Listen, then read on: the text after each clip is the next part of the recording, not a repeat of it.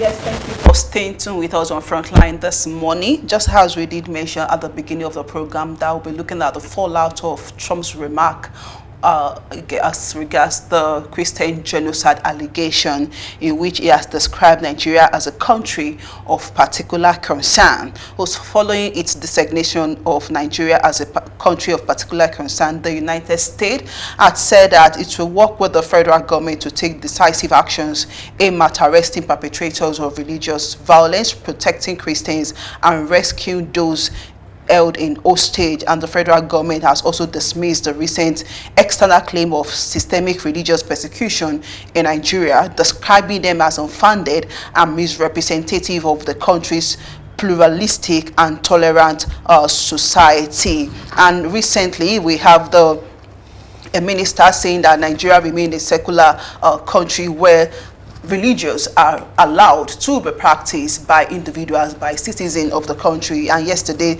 China was against the United States move not to interfere in the affair of Nigeria. And this development keeps generating a lot of reactions and controversy in Nigeria. Today on the show, we'll be discussing this serious international flashpoint, that is the recent threats by the U.S. President Donald Trump towards Nigeria and invoking Nigeria genocide, and the warning of possible military action if the government does not act. So joining us to have this conversation this morning is the friend of the station, Sam Nwako, journalist and also a public affairs analyst. It's good to have you joining us again on the program this morning. Thank you. Good morning, viewers. Good to be here once again. Thank you so much. So how do you interpret President Trump's designation of Nigeria as a country of particular concern in the wake of this allegation of Christian genocide? Thank you. I personally wouldn't have known the difference if it is not that Trump added an adjunct that if nothing happens, he might have to move in and do it himself. I remember that Nigeria was a country of particular concern until September 2021. 2023 or thereabouts, when the administration of the U.S. administration of Biden removed Nigeria from the list of countries of particular concern. So if there was no threat of moving in to do something if nothing happens, perhaps we wouldn't have even known that Nigeria is a country of particular concern. So I don't see any difference between what it was before now and what it is now. The only difference is that they added the fact that there has been a long time of Christian genocide. And when America says, yes, we can confirm that there is Christian genocide, then perhaps there may be a very plausible reason to agree with them and believe them. So personally, apart from that, I don't see why Nigeria should be worried that U.S. is saying we are a country of particular concern. We are not an appendage of the United States, and therefore, if things happen that way, it means that there is more to it than what it was originally. So the more to it this time round is that Trump threatened to move in if nothing is done. So what is your general assessment of this claim that Christians are being killed in large numbers? Because as of this morning, we still have the President of the United States saying that Christians are killed in thousands by thousands, and they have their statistics based on the reports this morning. And the federal government keeps saying that this claim are unfounded. For me, whoever says the claim is unfounded is not telling the total truth. Christians have been under severe threat, and there has been killings. Yes, it involves, in some states, it involves some others, but the preponderance of the reports are from Christian enclaves in the northern parts of the country. When Reverend Dr. Samson Ayokunle was the president of the Nigerian Baptist Convention, I remember him always hammering on the fact that a lot is happening in the north which were underreported. And towards the end of his tenure, we interviewed him, a select band of journalists were brought in to interview him, and he gave statistics. He spoke of people's agony. In fact, I had to personally, kind of ask him again if what he was saying, because it wasn't reported the way he was giving us the picture. The picture wasn't what was in the public domain. So I had to ask again. He said, look, I won't be telling you lies. We see these things, we hear reports, we get reports, and so on. So I kept that. Then the communications director of the Catholic Diocese of Kafanchan. Okay. I also spoke with him during one incident in Kaduna State.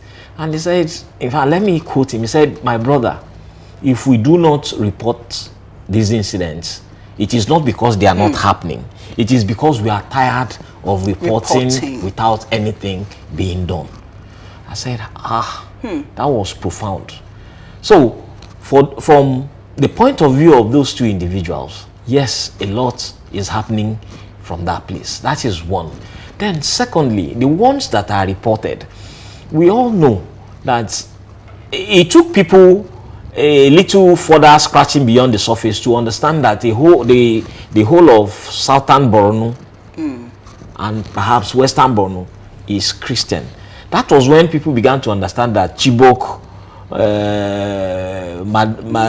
Magumeri, all those places are Christian enclaves. In fact, as we speak now, as a Christian, you can hardly do something in Chibok according to reports we get from there. It's been long some of us went to those places. The last time we visited those places was in 2001, when there was no issue as this. So to answer the question, so as not to drag this too far, from the reports that are that are in public domain, yes, I want to agree that there is a systemic attack on Christians, a systemic attack on Nigerians, and they are of Christian, Christian you say population. That the insecurity is religious motivated. There is religious motivation in it, because if it happens in Zamfara and certain parts of Sokoto and Katsina, because I remember a whole lot of attacks that even was getting close to Daura,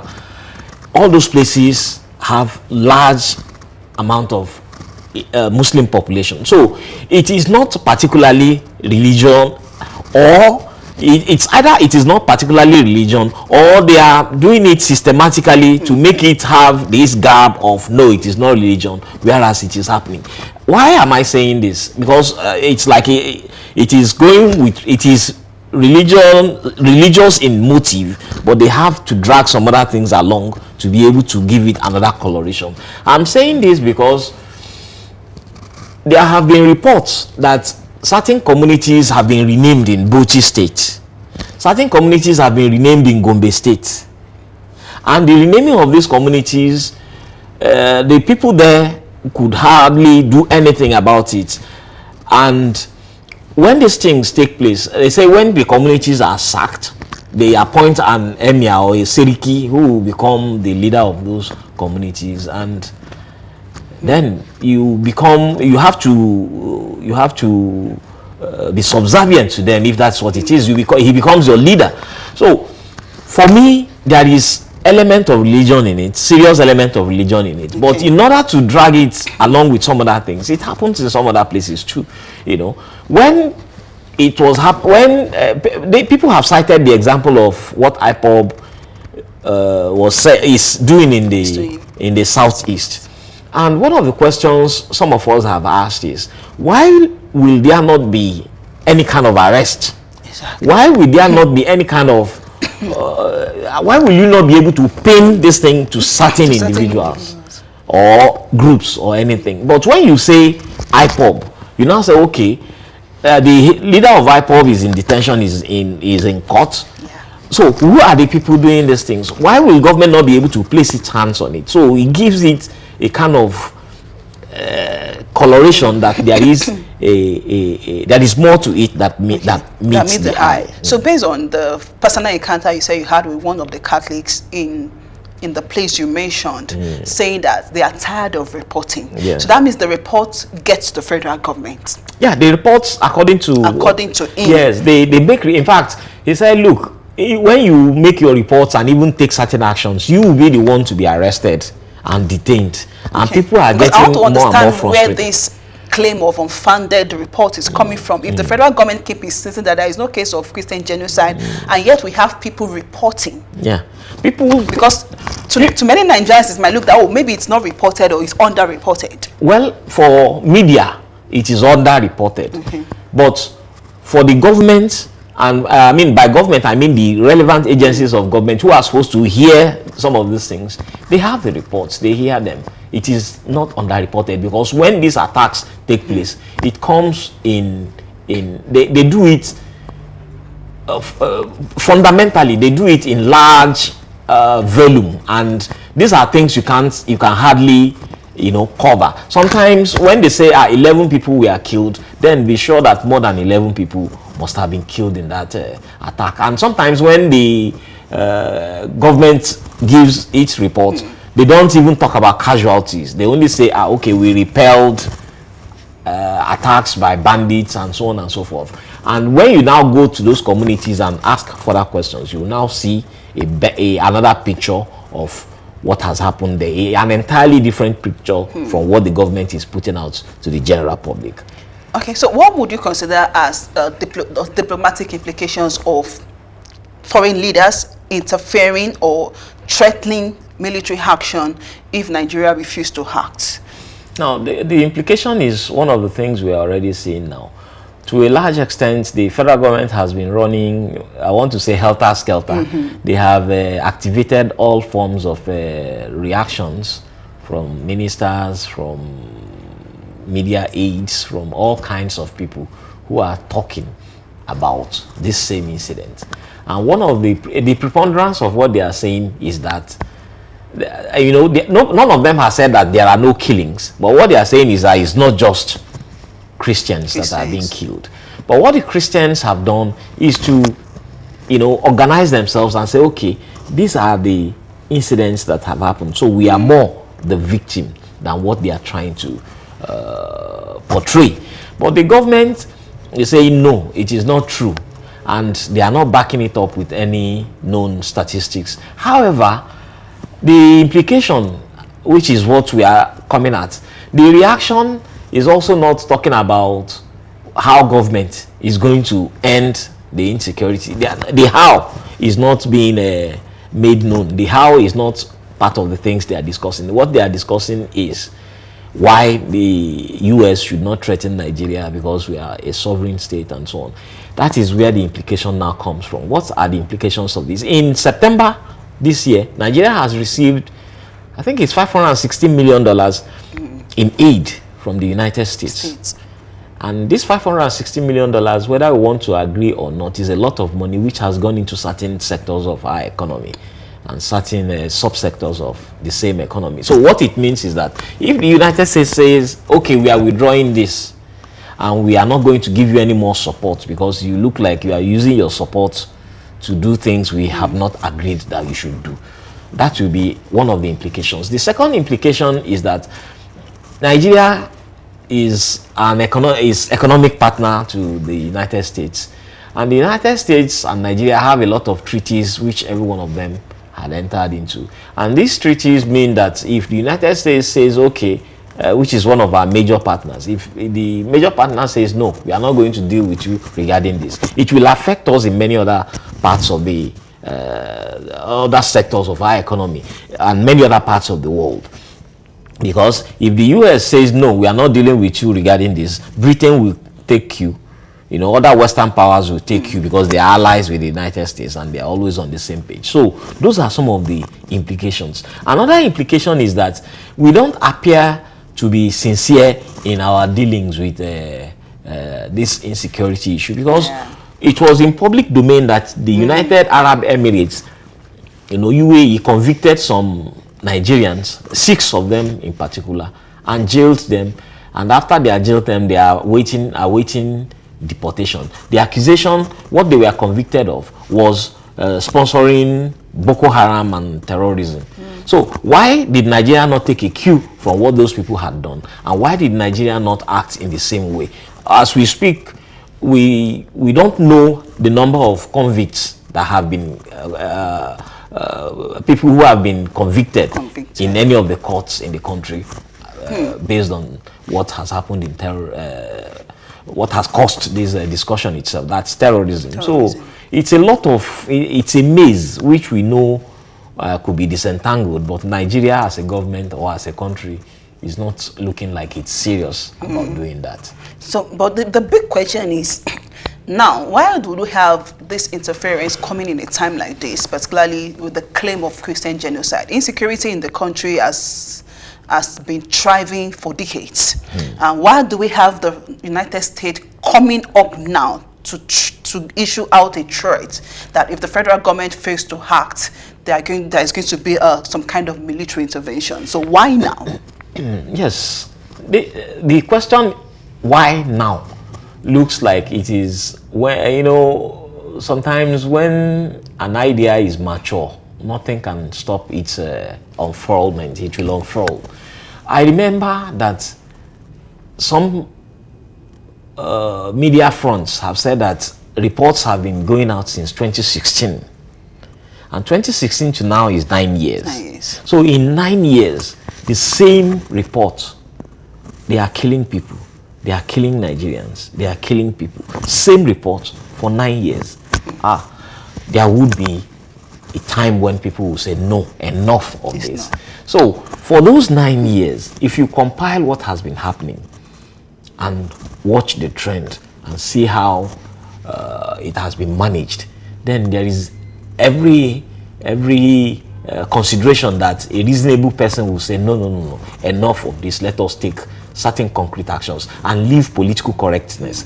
So if it is not to answer why now, if it is not that Donald Trump, who happens to be the president of the United States, if it is not that he left political correctness to use the kind of language he used, perhaps we would have still been in the same issue, reading reports and, you know, blaming ourselves and blaming the security for lack of action and so on and so forth. So all I'm trying to say is that now is the time to take action following years of reports. That's one of the reasons of why now. Now, the second why now is that the people who are in the American legislature, the Senate and the House of Reps, who brought up this matter and made it an issue, have had years and years and years and experiences of these same reports, and now Nigerians who have the opportunity to get to them are also in the same boat with them to say, look, enough of this, take action. Then the Catholic Bishop of Makurdi, who is overseeing at least 2 million Catholics, knows that, because he will be receiving reports from his parishes, and all those reports will be coming through the parish priests, and whenever they meet, they should have weekly or bi-weekly, sometimes quarterly meetings. Reports will come to them, and all those reports are compiled. And sometimes people forget that the Pope is an American, and he also would call one or two persons and say, look, why not look into this issue? People don't look at that angle at all. Nobody has talked about it, because the Pope is the shepherd, chief shepherd of the Catholic Church, Catholics worldwide. And what is happening in Benue, I can bet, is affecting at least 60% of Catholics. And the Pope will not just sit down and say no, since a bishop has taken the courage to say, look, because his community, I think they say he's in Gwe local government, his community has been sacked. He has said, the bishop has said so, the community has been taken over by people who are not ancestral members of that community. So that kind of bishop will speak up, and when he speaks up, it will also get to certain ears. So the time is now, because let me say it's God's time for those people, for this kind of action to be taken, and it's also time because we have a president who has said, look, do something or we'll do it for you. So he has left political correctness aside to do something about what is going on. Because a lot of people have been insinuating that this whole threat by Donald Trump could be politically motivated. Perhaps it has some politics or economic undertone. Yes, that is also one of the angles to it. But personally, I don't think the original motive is economic undertone. Because if it was economic undertone, I don't think our government is at variance with the government of the United States. They can always agree.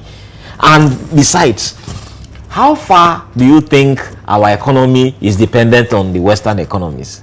It is maybe totally dependent on Western economy. So why will they now have to bring in military to be able to get things they get for free? When you go to some of the farms in Erua, in this part of the country, you see people transporting cassava as if, they will arrange it in very beautiful ways. They move out of this place with cashew. They move out of this place. Those are the ones we can see. But the mineral resources, which we know is part of the riches we have in the Nigeria's middle belt, are things they explore. I remember that when Zamfara issue happened, it was because of mineral resources. So these people have been mining all these mineral resources. They have been exploiting our economic resources long before we brought in the issue of Christian genocide to it. So if they want to do it, if they want to exert more muscle on our economy, they will do it without us even raising an eyebrow. That's on the one hand. Then on the other hand, who dictates what happens in our economy? Is it not the IMF and other Bretton Woods institutions? So all these institutions, Brussels for oil, London, New York, and so on and so forth, we are at their beck and call. So I don't think economy is the primary reason. The primary reason is, even if we are going to exploit your economy, make your place stable enough and stop the killings, so that even if we want to come in, we come in and do it gingerly and gently without our people getting injured. So how do you think the country should diplomatically respond to this threat? Should we consider some kind of bilateral discussion or dialogue? Well, while we are conducting bilateral discussion, we should also take care of the source of the problem itself. It's two ways. And the first way is answer the questions that are raised. Are people being killed? And from everywhere, the answer is yes. Muslims, Christians, but more Christians. We have to agree. So are people being killed? Yes. Is government doing enough? No. Obviously no. So you have to answer these questions first, so that when you start your diplomatic shuttles and moves and so on, plus all the propaganda, some of them very uninformed, when you start that, you'll be able to say, based on the questions you raised, on the observations you made and so on, here are the things we have done. And that is diplomacy. Diplomacy goes beyond us saying, of course we can't stand up to the US in terms of threat and so on. And the kind of president we have does not speak like the kind of president they have. Now China has stepped in. Yeah. So what is China stepping in for? Is China comfortable with the fact that people are being killed and nobody is doing anything? No, China is not comfortable with that. I think they're only coming from the angle that the US should respect territorial integrity. Territorial integrity. Yeah. What if Chinese are the nationals being killed? Would China say respect territorial integrity and you will allow your citizens to be killed? Yes, it is not American citizens. Now, the Nigerian citizens who ran to if Nigerian citizens who ran to the US had run to China, would China not have responded? We should also look at that angle. And Nigeria has no ambassadors. It is now that we learned that perhaps actually the list to be released. Yes, they are hastening. So these are actions that should have been taken long before now, to be able to get people to understand what is going on here, not from one perspective, but from the broad spectrum of the activities here, so that by the time you now go to international fora to speak, you speak from an angle of somebody who has taken actions. When our vice president went to United Nations General Assembly, what he was speaking about was Gaza and Palestinian and so on and so forth. And I know very well that some media houses were asking, what have you done about what is happening in your own home, before you now come to, So those are some of the things diplomacy can help us to do, or diplomacy can extract from us. Okay, let's talk about how does this project us to the outside world. What image are we projecting to the outside world, particularly in respect to religious tolerance and also human rights and governance? Now, the three, religious tolerance, human rights, and governance, we are not particularly doing well in the three. Religious tolerance, in the sense that we know that certain things cannot be done in certain places. Some parts of the country are ruled by Sharia, and Sharia means that you cannot do certain things whether you belong to that religion, the religion that practices that own Sharia or not. You cannot do certain things. Last Ramadan, last Muslim fast. This year. Okay, this year. So it's this year. The one of the stories I received, in fact, I was surprised. I think it was from Bauchi. Yes, Bauchi. They declared 30 days public holiday and said students should not go to school and so on. And when I read the story, I said, why will somebody that is not fasting, that is not a Muslim, not go to school for 30 days because another person is fasting? It didn't add up. So I asked questions. My Oga said, that's one. I had to call my correspondent in Bauchi. I said, Oga, this story, he said already people are reacting. And I remember that the Catholic Bishop of Bauchi reacted. Yeah. The Redeemed Christian Church of God reacted. Said, look, you cannot shut children out of schools for 30 days but the government was adamant. So that is, to me, intolerance. Because I mean, a child that does not belong to that religion should be allowed to go to school, while those who are fasting should be kept at home. So that, to me, is not supposed to be. And when you come to the down south, there are people fasting in Lagos State, people fasting in Oyo State, people fasting in Osun State. And schools were not shut. And schools were not shut. So why will you now shut schools in certain states? So that means that we have two kinds of laws, two kinds of things happening, and they are at variance with some of the beliefs of some other people. So for me, religious tolerance is not as smooth religious tolerance is not obtainable in the northern part of the country as it is obtainable in the southern part of the country. That is one. Governance, from all indications, if governance had been at its best, we wouldn't have been discussing this today. It wouldn't have taken a certain Donald Trump in America to be telling Nigeria that if you do not do something about this, we are going to do this. When we are not part of the territory you are governing. So that means that governance has slacked, or governance is inadequate in that regard. So governance is inadequate. Religious tolerance is inadequate. The third one, human rights. Human rights. Now, human rights is embedded in the two. If my religious rights is impugned upon, my human right has been affected. People have been killed in churches, people have been killed in mosques. And that's to tell you that their rights to life, which is even one of the worst things you can do against any human being, have been taken. So, where is the human rights? We know how it happens here. In fact, in some cases, you need to go public. By public, I mean you need to go to the social media to be able to get certain rights enforced. Look at what happened to Natasha the day before yesterday, or day before yesterday. She had to be making a live video at the airport before they now say, "Oh yeah, take your passport." Oh yeah, they go, carry your wahala, they go. So those are some of the ways through which we trample on the rights of people. So all these things, yes, your rights does not mean that you should do certain things and get away with it. But at the same time, when rights are enforced and people can speak up. Look, a Muslim has just been elected as the mayor of the United States, mayor of New York. And when he came, yesterday Trump was speaking in very low tone and he wasn't happy that the Democrats were sweeping the elections. That's because of some of his actions. Hey, their rights was protected. If it was in certain places, if it was in Nigeria, that man wouldn't have been elected.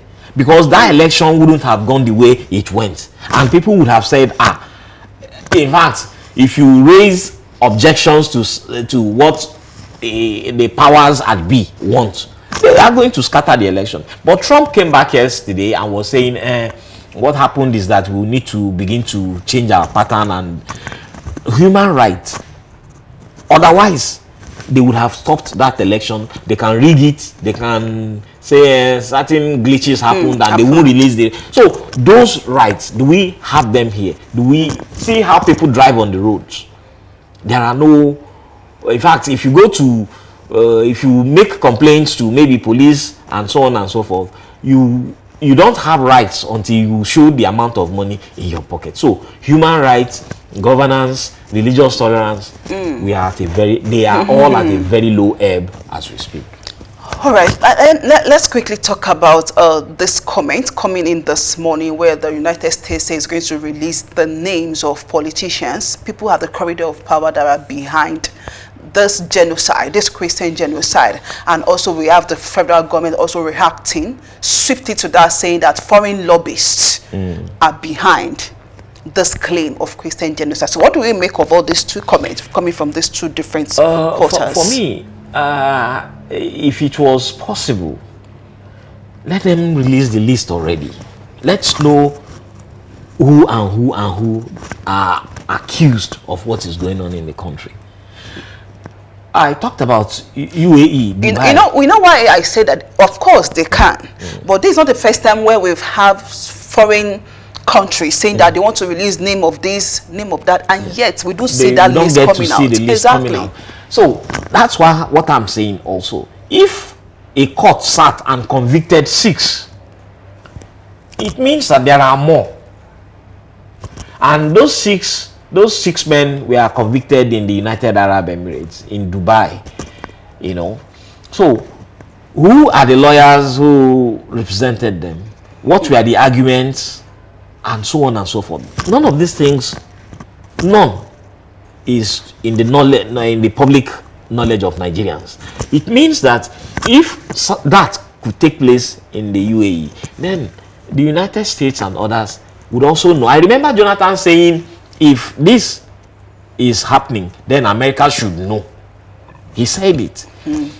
Now, if America should know, then we should know that America knows indeed. Because they even said that they have statistics and so footages. If they have statistics and footages, it means that they shouldn't even be making it a threat. They should release the list already and tell Nigeria to prosecute these people because they are the ones. Let these people go and defend themselves and say, no, we are not part of this. And we hear their arguments and the government's arguments. But is the government willing to do this? No. Then, now leaving the issue, you leave leprosy and you are pursuing a ringworm. We are talking about serious issue of human lives being lost in droves every day. And you are talking about foreign lobbyists doing what? Are the lobbyists the one telling us, are they the ones making the videos we see in the social media? Are they the ones writing the reports that come from all those places every day? We know that is it the lobbyists that are making farmers to pay before they can farm in Zamfara? Is it the same lobbyists who held Kenji in Niger State in the jugular so much that they didn't have a local government, they didn't have anything there? It was terrorists that was ruling that place. Is that also lobbyists? The federal government should leave being politically correct. They should leave politics and face the real issue that is ahead of us, and which is the killings in the country. Once that stops, look, Benue used to be called the food basket of the nation. Well, that's what it has as its own alias, as its cognomen. But is Benue still the food basket? They have 9 IDP camps in Benue State. 9. And let's assume that they have 5,000 people in those 9 IDP camps. So that tells you that something is fundamentally wrong, which the government is not talking about. Well, China has kicked against this interference by the United States of America. And of course, I also believe that we have some countries also saying that they are not against, they are against the United States on this particular matter. But if even though we don't want it to happen, but if eventually this threat is being implemented, do you think Nigeria has the grip? Do we have the strong grip, The strength the strength to withstand it? No. We don't. That's the plain truth. Because if we had that kind of strength, we would have done away with terrorists before the US came with their threat. But one of the things I have found rather confusing is why the other countries that are warning the US, especially China, is not looking at the first part of the things Trump said before he said. Trump said, look, the government should do something about this. Otherwise, they will do it. They will come in and, you know. So what I expect China to be doing is to tell the government, say, oh yeah, do something. Because China itself knows that these things are happening. It's happening. China knows that these things are happening. And China has a lot of economic investment in this country. In fact, our highest indebtedness is to China. And Nigeria is the third highest recipient of aid from the United States. So we are like a child that is being pulled by its father and its mother, and the child is confused as per where to go. The father is saying do it, the mother is saying don't do it, and the child is confused. Now, China, I expect, should caution the government and say, look, gentlemen, look into this accusation truly. And US is saying, look into this accusation, or so government should leave lobbyists alone. Government should leave propaganda. Government should leave political correctness and face the problem at hand. Well, we just hope that this do not degenerate into something that we do not bargain for or we have the power to control, because when US issue a threat and the government fail to do the needful, they might definitely carry out the threat. But if you look at the fallout of this threat, it might not be something that we will be able to hold on to. I want to say a very big thank you to my guest on the show this morning, Samuelko, for your time on the show again this morning as we look at the fallout from the Trump's remark in respect of the alleged Christian genocide in the country. We can only ask that or pray that things get better, and issue of insecurity is being dealt with. We nip the problem at the bud for us to have a safer country.